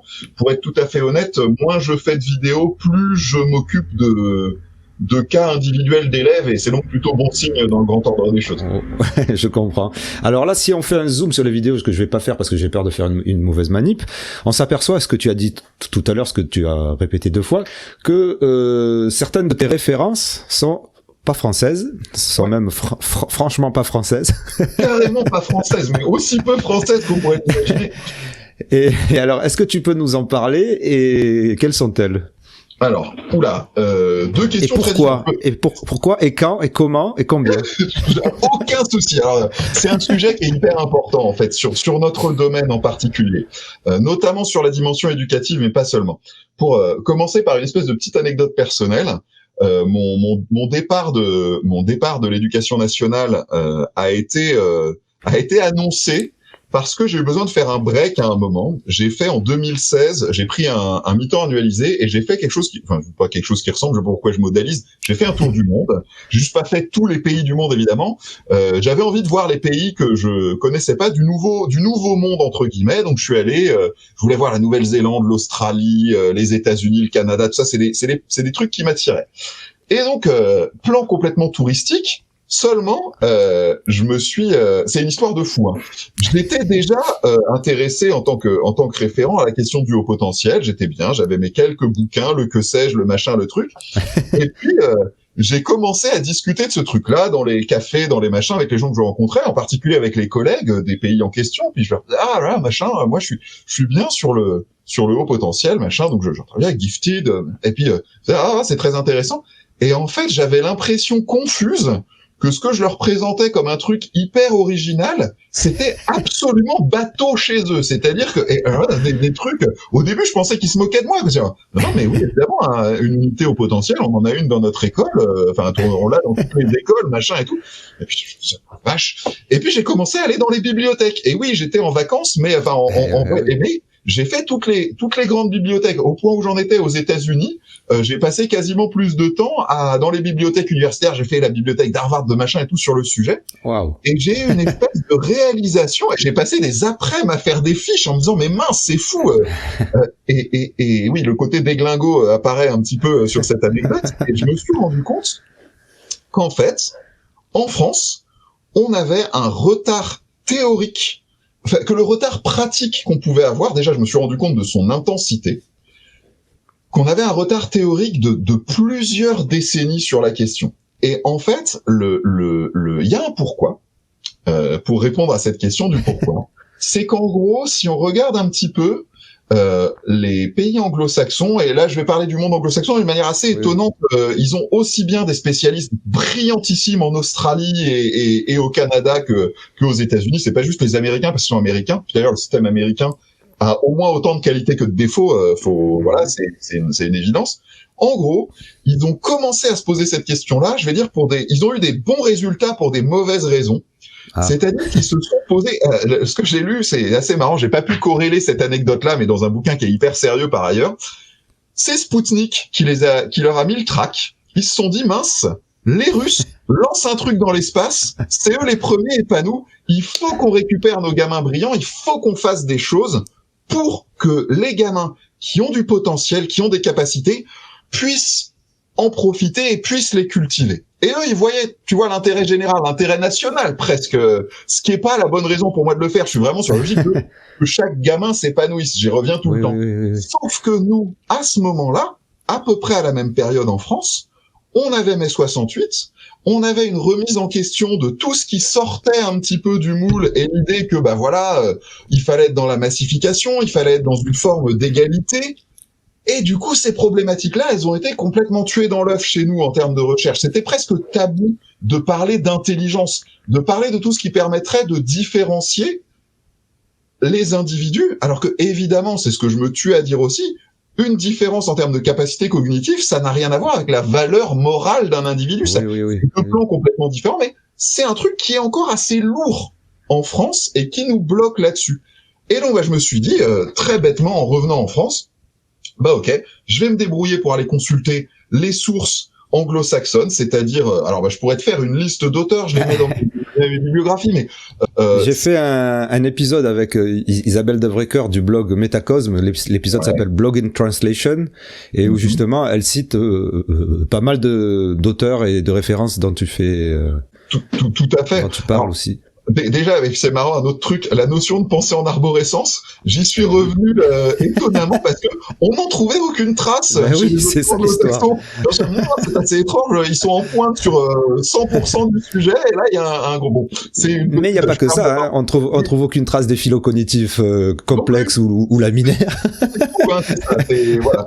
C'est des recherches qui se font depuis des décennies, et qui font largement l'objet de consensus. C'est-à-dire qu'il y a des discussions dans ces pays-là. Je vais revenir sur mes auteurs fétiches, parce qu'il faut quand même que je dirige les auditeurs, les spectateurs vers quelques sources. Mais en gros, l'idée, c'est que s'il y a des discussions sur le modèle, par exemple, non pas d'établissements adaptés, mais par exemple de groupes spécifiques dans les établissements pour les jeunes à haut potentiel là-bas, c'est pas du tout le principe lui-même qui est remis en cause. Enfin, ça l'est à la marge. C'est plus des considérations qui sont pour le coup des vraies questions du type, comment est-ce qu'on sélectionne les gamins? Est-ce qu'il n'y a pas des biais de recrutement? Ces choses-là. Mais le principe même de se dire, on a des gamins qui ont des capacités distinctes, on va leur offrir un programme différent ou de l'accélération du compactage des machins, ça c'est complètement calé. Et alors, ça va être qui les phares de cette pensée-là? Il y a déjà tout le champ de la réflexion sur l'intelligence elle-même, indépendamment du haut potentiel ou pas. S'il devait y en avoir un seul, c'est injuste, mais je vais pas parler de psychométrie, je vais vraiment parler de modèle de l'intelligence. Moi, je suis vraiment très séduit par le modèle de Sternberg, qui est un des boss du sujet, et qui a notamment développé le concept d'intelligence triarchique, le modèle triarchique de l'intelligence, qui considère... J'en ai entendu parler, mais je m'y suis pas penché du tout. C'est passionnant, tu dois trouver ça dans une de mes vidéos, j'en parle très vite sur Faut-il avoir peur de l'intelligence, je crois. En gros, il considère que l'intelligence humaine, si on la réduit à sa dimension purement analytique, on passe à côté de tout un tas d'éléments, et donc lui, il fait un pôle en 3 parties. Intelligence analytique, qui recouvre en gros ce que le QI teste, intelligence créative, pas créativité au sens des arts seulement, mais au sens trouver des solutions nouvelles et tout ça, et intelligence pratique, c'est-à-dire la capacité à adapter ses capacités cognitives à son environnement, à ces choses-là. Oui. Ça, c'est Sternberg, un modèle hyper intelligent et qui se traduit après en termes d'identification, que je trouve pertinent pour le terrain, pour envisager ce qu'on peut faire en tant que prof, typiquement, et on parle souvent de la dévalorisation des filières pro. C'est pas de la démagogie de dire que pour moi, un gamin, et j'en ai vu, et j'ai un bon ami qui est prof de techno et qui est hyper fin sur ces trucs-là, un gamin qui arrive face à une pièce, un moteur qui est défectueux et qui est capable de repérer le truc, de trouver la pièce, le truc, c'est une forme d'intelligence qui est massive et qui a une application dans la vie qui est énorme, et qui est dévalorisé dans notre système scolaire, qui est largement centré sur l'analytique. Mais alors moi, je suis sûr que le mécano de mon village, tu fais passer un test de QI, il a 140. C'est possible. Et même si c'était pas le cas, s'il y avait un test d'intelligence pratique, il serait probablement bien au-dessus de tout un tas d'HPI, quoi. C'est pour ça, d'ailleurs, tu remarqueras que dans mes vidéos, je parle de haut potentiel, et il m'arrive de parler de HPI, mais quand je parle de HPI, c'est vraiment l'équivalent de haut QI. J'essaie d'avoir cette rigueur-là, et le haut potentiel, je l'élargis à ces autres sphères-là qui sont peut-être plus difficiles à tester, même si des tests existent. Le modèle de Sternberg, il a fait l'objet de modélisation testable. Donc voilà, ça c'est Sternberg. Après, du point de vue pédagogique, donc peut-être plus originaux pour les auditeurs, Joseph Renzulli, c'est mon chouchou. C'est lui qui a développé à la fois, alors ça paume facilement les gens, donc je distingue bien du modèle triarchique de Sternberg. C'est toujours des trucs à 2, 3, 4 facteurs, machin. C'est rarement des modèles à 147 items. En gros, lui, il a une vision du haut potentiel, c'est-à-dire que c'est vraiment ça. Il parle de giftedness, et il considère que le haut potentiel, il est quelque part au carrefour de capacité analytique, de nouveau, de créativité. Et lui, il va pas parler d'intelligence pratique, il va parler de motivation pour la tâche. Il va parler de capacité à s'engager pleinement. Et sa réflexion, c'est de se dire, c'est quoi le haut potentiel qui a le plus de chances d'être productif pour le gamin, d'être productif pour la société? Et de fait, si on a un jeune qui est, ou un adulte même, qui est hyper puissant d'un point de vue analytique, qui va avoir une mémoire de travail de fou, une vitesse de traitement tac-tac, mais qui est pas plus créatif que ça, c'est-à-dire qu'il va suivre très efficacement des consignes qui lui sont données, et que d'un autre côté, il a pas une sorte de drive personnel qui a un trait plutôt de caractère pour le coup, et qui est pas tant corrélé au QI que ça, et qui va se démotiver rapidement, il a moins de chances d'arriver à faire quelque chose de puissant, de rare, d'unique. Et donc, ce modèle-là de Renzulli, il est hyper intéressant. Pour définir le haut potentiel, je m'y retrouve pas mal. Et alors, ce que j'adore chez Renzulli, c'est c'est pas juste un théoricien. C'est pour ça, c'est un peu un modèle. Il a aussi développé un modèle pratique applicable aux établissements pour s'occuper de ces gamins-là. Alors, c'est un modèle qui est assez complexe. Je vais pas rentrer dans tout le détail, mais pour donner une idée générale, en gros, c'est un modèle qui fonctionne un peu en 3 étapes. Alors, ils ont un truc avec le nombre 3. C'est probablement encore un complot planqué quelque part, mais non, pas du tout. 3 is the magic number. Exactement. En gros, le premier niveau de son modèle, qui est le School-Wide Enrichment Model, SEM, il consiste à assumer d'ouvrir culturellement à balle et culturellement au plus large pour tous les élèves de l'établissement. C'est pas du tout un établissement spécialisé. C'est un établissement qui accueille tous les élèves. Et voilà, les profs, parlez de vos passions, faites des présentations, faites venir des parents d'élèves qui parlent de leur boulot, de leur machin, il y a de la philatélie, il y a du machin, faites des sorties pour tout le monde. Ok ? À la limite, presque au détriment des programmes, pas au détriment des programmes vraiment, mais on arrête de penser en termes de la base, mais on fait de l'ouverture culturelle, comme une culture d'établissement. À partir de là, deuxième niveau, on va identifier les gamins qui sont particulièrement demandeurs. Et notons bien, c'est pas leur QI, c'est le fait qu'ils sont motivés, investis, curieux. En gros, donc, ils récupèrent ces gamins-là, et puis il leur dit, ben voilà, est-ce que vous avez envie, est-ce que vous avez un projet qui vous botte, un truc, une passion, un truc que vous voudriez vraiment explorer.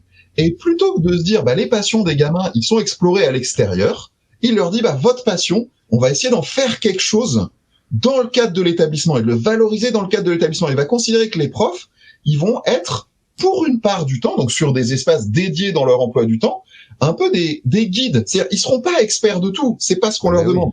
Mais ils vont aider le gamin à faire de la méthode de projet, à trouver comment gérer un logiciel de montage, s'il veut faire du court-métrage, des choses comme ça. Et donc, c'est vraiment une logique d'enrichissement maximal et axée sur les centres d'intérêt des gamins. Et ça, c'est essentiel, en fait. Mais c'est appliqué sur combien d'établissements, ça Alors, c'est appliqué sur des centaines de bahuts. Alors, ah oui, d'accord. C'est échelle États-Unis, donc il y en a plein. Le problème, ce qui me gêne un petit peu, mais c'est le modèle États-Unis, c'est-à-dire que c'est un truc qui est un petit peu, il y a une dimension commerciale. C'est-à-dire qu'à la fois, c'est pas des trucs où ils font payer les parents. C'est-à-dire que c'est dans des établissements qui sont publics potentiellement, mais il y a une dimension, voilà, ayez votre expert de ce truc-là, voilà. En tout cas, c'est un modèle dont je pense qu'on pourrait vraiment s'inspirer. L'idée de se dire, au lieu de prendre des gamins, qui sont plus ou moins en difficulté, de les identifier par un test de QI et de mettre en place des aménagements comme si on avait affaire à un trouble, on change complètement notre manière d'envisager le truc et on se dit, on offre à tous les gamins des enrichissements et ceux qui prennent, ben on les tire vers le haut, quoi.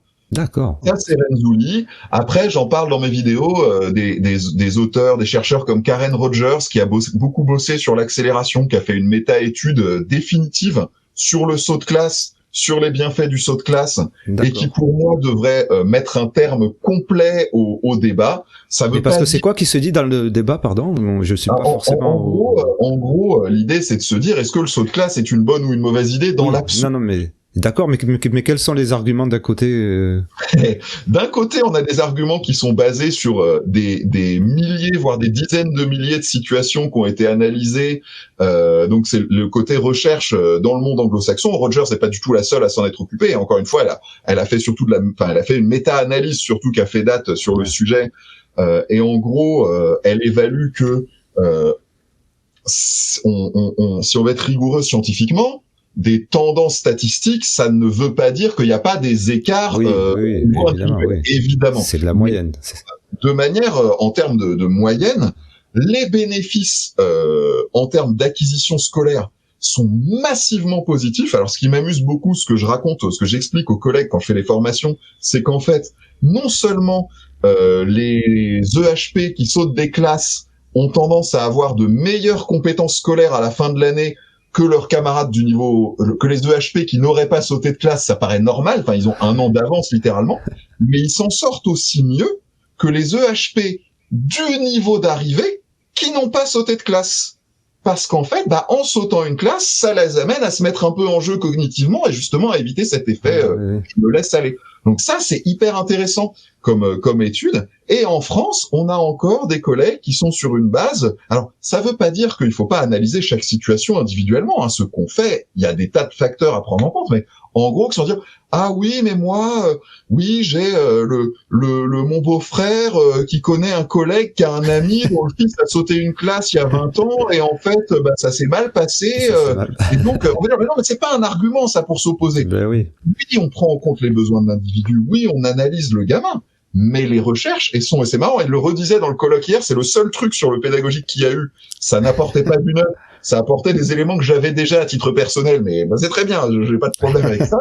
De dire, c'est tellement acté que ça ne fait même plus l'objet de recherche aux États-Unis. C'est-à-dire que le saut de classe, l'accélération, c'est un truc super intéressant. Et à la limite, les sauts de classe qui échouent en France, c'est des sauts de classe qui sont mal accompagnés, ou dans le pire des cas, ce que j'ai pu voir, et c'est terrible, quand le prof ou les profs de la classe d'arrivée ne croient pas au saut de classe et inconsciemment ou non ont envie de le faire échouer, ils accompagnent mal le gamin et du coup le gamin il se sent mal et du coup les profs ils se disent le truc de confirmation, prophétie autoréalisatrice, en fait vous voyez il s'est mal intégré. Mais ouais, mais tu les as mal accueillis aussi, et c'est rarissime en fait. Et puis de manière assez amusante, typiquement dans la situation dont je te parlais au départ sur la genèse, le côté un peu professeur O'Baggins pour être dans l'univers super-héroïque avec plein d'excès évidemment, la jeune fille dont je te parlais, elle était en difficulté et le saut de classe, ça a été une manière paradoxalement de renormaliser les choses. C'est-à-dire qu'elle s'est sentie mieux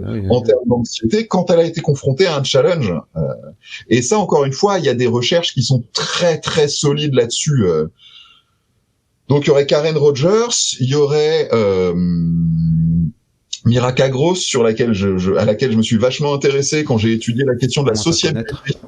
En fait, c'est elle qui a développé, j'en parle dans ma vidéo Amitié au potentiel, qui a montré en fait, en fonction du QI pour le coup, les jeunes à haut potentiel avaient tendance à attendre autre chose dans les relations amicales, et donc que parfois le fait d'avoir un gamin un peu isolé dans la cour, c'était pas forcément lié au fait qu'il était asocial, qu'il avait un trouble de machin de truc, c'était peut-être tout simplement que il attendait autre chose d'une relation que de juste jouer côte à côte et qu'il avait envie de causer mais qu'il avait personne pour causer avec lui. Et donc c'est aussi hyper intéressant. Moi de manière générale, un de mes chevaux de bataille, c'est d'être capable de dire, on le dit tout le temps, faut arrêter de commencer par se dire ce gamin est un jeune à haut potentiel donc il a des problèmes. C'est pas du tout ça. C'est plutôt qu'est-ce qu'on peut trouver pour lui rendre la vie meilleure, quoi. Alors, Nathalie Boisselier, dont je te parlais tout à l'heure, elle a fait une étude sur la sociabilité des hauts potentiels intellectuels et elle a fait l'état de la connaissance sur ça aussi de toi. Alors là, ça fait déjà 2 heures. Moi, ça m'aurait vraiment bien intéressé qu'on passe comment il s'appelle cette fabuleuse personne, à Dabrowski, aux hyper-excitabilités, aux over-excitability et tout ça. Tout à fait. Le problème, c'est que je pense que là, ça va faire beaucoup. Si tu veux qu'on en reparle à une autre occasion, il n'y a aucun souci. Sur cette invitation de professeur O à nous revoir pour parler Dabrowski, désintégration positive, over-excitabilities, sujet super intéressant dont il parle d'ailleurs lui-même dans une vidéo sur sa chaîne, si vous ne connaissez pas. Je vous conseille aussi le blog Métacosme pour son article sur la désintégration positive, ainsi que cet épisode d'Intensément Podcast audio avec Isabelle Devreker, du blog Métacosme justement, parce que faites attention, là aussi c'est un sujet qui commence à essaimer en France et donc qui a déjà été récupéré par les gens qui propagent des idées floues, fausses et de la désinformation, très peu axée sur les recherches scientifiques ou sur l'esprit critique. Donc pour l'instant, peut-être que d'autres personnes en parlent, mais je pense qu'il vaut mieux vous cantonner à Professeur O et à Métacosme. Et donc je vous promets un épisode spécial, peut-être, sans doute, j'espère, avec les deux sur ce sujet. En attendant, si vous voulez en savoir plus sur les sujets sur Doué, HPI, blablabla, c'est là. Et puis n'oubliez pas de faire tous les petits gestes qui aident le podcast et qui sont gratuits, comme liker, abonnez-vous, partagez si vous pouvez. Et partager, c'est vraiment pas mal, surtout pour cet épisode sur l'éducation. Ça permettra à beaucoup plus de personnes de comprendre ces sujets et aussi aux enseignants. Merci beaucoup. Un grand merci à Professeur O, bien entendu. Sportez-vous bien. Intensément, c'est le show potentiel. Intensément, c'est aussi le podcast Divergent. Et voilà!